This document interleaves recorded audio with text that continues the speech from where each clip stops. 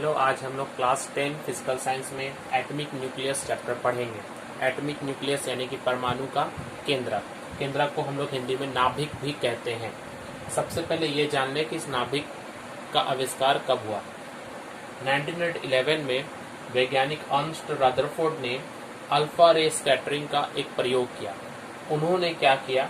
उन्होंने अल्फा रे का प्रयोग किया। अल्फा रे क्या होता है ये बाद में पता चला कि हीलियम न्यूक्लियस, असल में ये हीलियम परमाणु जिसमें 2 इलेक्ट्रॉन कम होते हैं। ये हीलियम न्यूक्लियस अल्फा रे टॉर्च के जैसा इस्तेमाल किया गया। जैसे लाइट निकलती है उसी तरह से अल्फा रे की किरणें निकल रही है।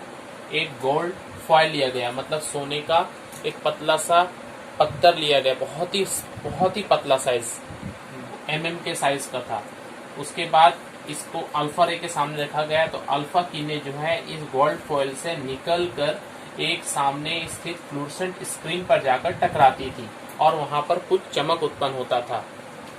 तो देखा गया कि अधिकांश किरणें, जितनी भी किरणें हम दे रहे हैं इस टॉर्च से, अगर हम 100 दे रहे हैं तो 100 में से 100 की किरणें जो है वो सब के सब इसमें आसानी से बिना दिशा बदले हुए पहुंच जा रही है और यहाँ पर फ्लूरेसेंट स्क्रीन पर एक प्रदीप्ति यानी कि लाइट उत्पन्न हो रहा है। इस तरह से जब बहुत सारी किरणों को दिया गया तो देखा गया कि 20,000 में एक ऐसी किरणें हैं, 1 आउट ऑफ 220,000। हर 20,000 किरणों में एक किरण ऐसी है जो कि वापस पुनः टकराकर वापस आ जा रही है। तो इससे यह निष्कर्ष निकाला गया कि ये जो गोल्ड फॉइल है, इस गोल्ड फॉइल में जगह जगह परमाणु है। क्योंकि परमाणु का साइज बहुत छोटा होता है और हर एक परमाणु के अंदर में अधिकांश भाग रिक्त है, इसलिए ये जो किरणें हैं ये बिना टकराए हुए चली जा रही है।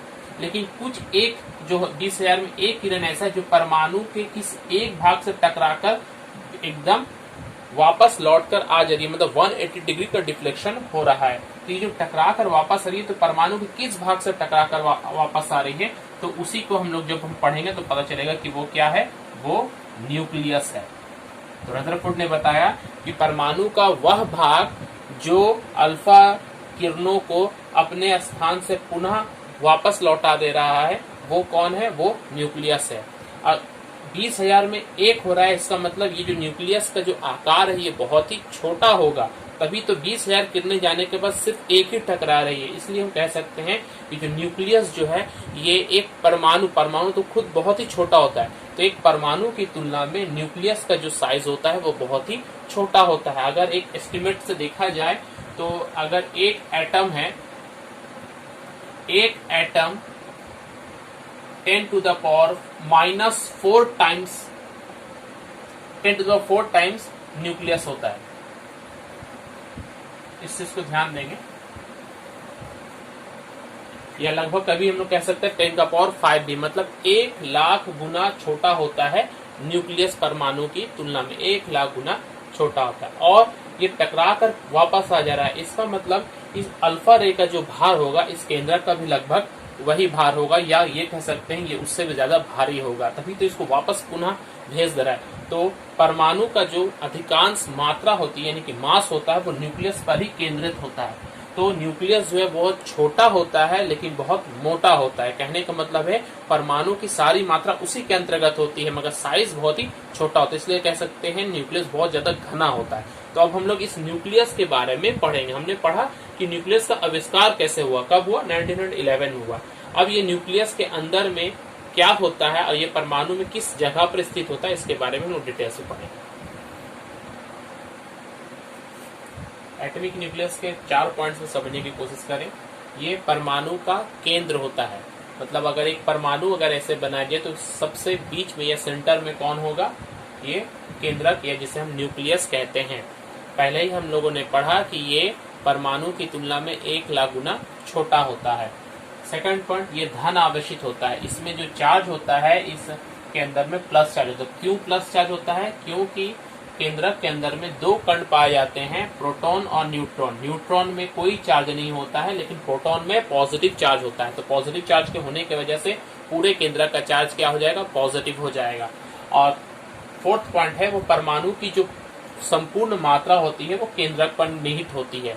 इसको समझिए इस तरह से कि परमाणु में कुल 3 कण हम लोग जानते हैं, इलेक्ट्रॉन, प्रोटॉन और न्यूट्रॉन, जिनमें इलेक्ट्रॉन में कोई मात्रा नहीं है या बहुत कम मात्रा, नगण्य से हम मानते हैं। तो बचा कौन? प्रोटॉन और न्यूट्रॉन। तो इसी की मात्रा पूरे परमाणु की मात्रा हो गई। और चूंकि प्रोटॉन और न्यूट्रॉन कहाँ है? परमाणु के केंद्रक में है, इसलिए सारी की सारी मात्रा जो है हम कहते हैं केंद्रक में ही होती है। तो केंद्रक आकार में बहुत छोटा मगर मात्रा में बहुत अधिक है। और ये जो प्रोटॉन और न्यूट्रॉन्स है, ये दोनों, इन दोनों को मिलाकर हम लोग न्यूक्लियॉन्स कहते हैं एक साथ, क्योंकि न्यूक्लियस के अंदर में पाए जाते हैं, इसलिए इन्हें न्यूक्लियॉन्स, न्यूक्लियस के पार्टिकल्स को न्यूक्लियॉन्स कहा जाता है। न्यूक्लियॉन्स किसे कहा जाता है? तो प्रोटॉन और न्यूट्रॉन को हम लोग न्यूक्लियॉन्स कहते हैं। ध्यान दीजिएगा इस बात को, कभी क्वेश्चन अगर आए कि न्यूक्लियॉन्स क्या है, तो न्यूक्लियॉन्स परमाणु के केंद्रक में उपस्थित जो कण होते हैं उन्हें न्यूक्लियॉन्स कहते हैं, जैसे प्रोटॉन और न्यूट्रॉन। न्यूक्लाइड, न्यूक्लाइड क्या है? किसी भी तत्व के केंद्रक को हम लोग इस तरह से लिख सकते हैं, जैसे हम लोग लिखते हैं ऑक्सीजन को 8O16। 8O16 ये जो लिखने का तरीका है, ये उस परमाणु के केंद्रक को समझाता है। तो ये असल में ऑक्सीजन का न्यूक्लाइड है। अगर हम इस तरह से लिखते हैं 7N40, तो ये नाइट्रोजन का न्यूक्लाइड है, यानी कि नाइट्रोजन का केंद्रक है। तो केंद्रक में जो हम लिख रहे हैं, ये जो नीचे के जो नंबर है, इससे हम लोग क्या कहते हैं? इसे हम लोग एटॉमिक नंबर कहते हैं। हम लोगों ने 9th क्लास में पढ़ चुके हैं कि एटॉमिक नंबर क्या होती है, परमाणु संख्या। किसी तत्व के केंद्रक में जो प्रोटॉन्स होते हैं, उन प्रोटॉन्स की संख्या को हम लोग कहते हैं परमाणु संख्या। इसका मतलब इस ऑक्सीजन में कितने प्रोटॉन्स है? 8 प्रोटॉन है। ऊपर को जो संख्या होता है, इसे हम लोग मात्रा संख्या या मास नंबर कहते हैं। ये कहाँ से मिलता है? ये टोटल प्रोटॉन और न्यूट्रॉन को जोड़कर प्राप्त होता है। तो इसको शॉर्ट में अगर लिखा जाए, कोई तत्व है, मान लेते हैं X कोई हमारा तत्व है जिसकी परमाणु संख्या है Z और मात्रा संख्या है A, तो ऐसे लिखा जाएगा न्यूक्लाइड। इस फॉर्मूले के रूप में से याद रखेंगे ZXA। ZXA का मतलब है Z परमाणु संख्या, मतलब नंबर ऑफ प्रोटॉन्स। X कोई भी तत्व हो सकता है, X के जगह में हम कार्बन लिख सकते हैं, ऑक्सीजन लिख सकते हैं, कुछ भी लिख सकते हैं। और A जो है ये मास नंबर है। मास नंबर बतलाता है कि कितना प्रोटॉन है और कितना न्यूट्रॉन है। तो न्यूक्लाइड ने हम समझ लिया और न्यूक्लियस को हम लोगों ने समझ लिया। न्यूक्लियर फोर्स या नाभिकीय बल। नाभिकीय बल क्या है? शॉर्ट में अगर हम कहना चाहें तो नाभिक के अंदर जो बल होता है, जो न्यूट्रॉन और प्रोटॉन को आपस में जोड़ कर रखता है, उसे हम लोग क्या कहेंगे? नाभिकीय बल कहेंगे। बहुत इजी है। नाभिकीय बल क्या है? न्यूट्रॉन और प्रोटॉन को आपस में जोड़ने वाला बल। और ये बल बहुत शक्तिशाली होता है। शक्तिशाली क्यों होता है? नॉर्मल फोर्स क्यों नहीं हो सकता? शक्तिशाली सबसे ज्यादा पावरफुल क्यों है? उसके बारे में हम लोग आएंगे। और प्रोटॉन्स और न्यूट्रॉन्स को जोड़ता है, मगर क्या खास बात है इनको जोड़ने में? तो अगर एक चीज को जान लेंगे आप, न्यूट्रॉन्स में चार्ज क्या होता है? 0 चार्ज होता है, मगर प्रोटॉन्स में तो हमेशा पॉजिटिव चार्ज होता है। तो केंद्रक तो बहुत छोटा है, मान लेते हैं ये केंद्रक है, बड़ा करके दिखा है।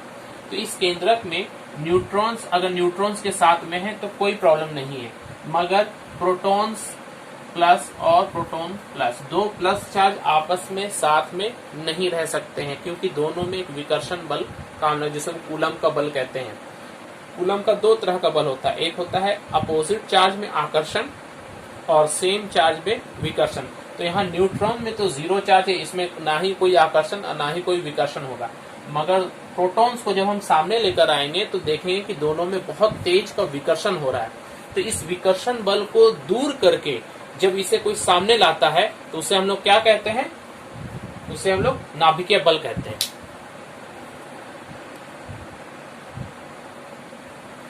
न्यूक्लियर फोर्स के 3 गुण पढ़ लेते हैं। 3 गुण में पहला गुण क्या है? ये एक शॉर्ट रेंज फोर्स है, अल्पपारसी या शॉर्ट रेंज। शॉर्ट रेंज क्यों कहते हैं? ये सिर्फ केंद्र के अंदर ही कार्य कर सकता है। मतलब केंद्र की जितनी दूरी होती है, केंद्र की कितनी दूरी होती है? 1 फर्मी के बराबर होती है, मतलब 10⁻⁻15 मीटर के बराबर होती है। ये बल उससे ज्यादा दूरी तक कार्य नहीं कर सकता है और ये सबसे शक्तिशाली बल है। शक्तिशाली है मगर बहुत छोटी दूरी तक कार्य करता है। शक्तिशाली है क्योंकि ये 50 गुना ज्यादा होता है कूलम बल से। जो पॉजिटिव और नेगेटिव चार्ज के बीच में जो आकर्षण या विकर्षण होता है, उनसे ये 50 गुना अधिक है। और ग्रेविटेशन फोर्स जो होता है उससे भी बहुत ज्यादा, उसका 10⁻40 टाइम्स या उससे भी ज्यादा बड़ा होगा ये बल।